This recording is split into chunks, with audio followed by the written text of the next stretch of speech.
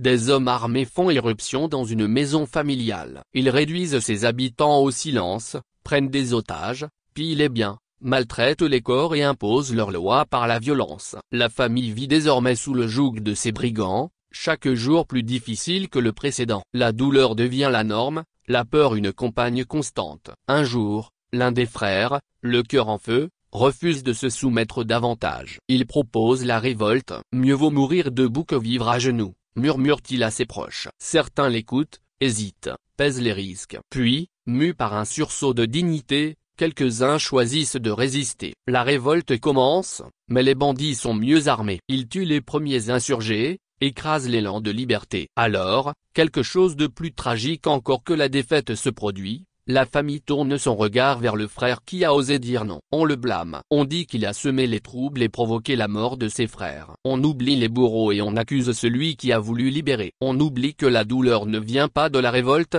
mais de l'oppression qui l'a précédée. On oublie que les premiers responsables de la souffrance sont ceux qui ont pris la maison, pas ceux qui ont essayé de la sauver. C'est ainsi que fonctionnent les dictatures. Lorsqu'un peuple se soulève, et que le sang coule, on ne remet pas en cause la brutalité du régime, mais la témérité des résistants. L'histoire se tord pour condamner les courageux et absoudre les lâches. Car il est plus facile de blâmer celui qui dérange l'ordre établi que d'affronter la vérité de sa propre résignation. Cette mécanique sociale est profondément ancrée dans nos sociétés. Elle transforme l'honneur en imprudence, la dignité en provocation, la résistance en outrage. Elle permet à ceux qui n'ont pas eu le courage de se battre de se sentir juste en blâmant ceux qui l'ont eu. C'est ainsi que la lâcheté se justifie, que l'on se déculpabilise en accusant l'audace des autres. Or, il n'y a pas de paix dans la soumission, seulement un sursis à la douleur. Et il n'y a pas de honte à échouer dans la lutte pour la liberté. La vraie honte est de ne jamais l'avoir entreprise. L'histoire nous enseigne que chaque peuple libre a eu ses résistants. Ils ont été raillés, abandonnés,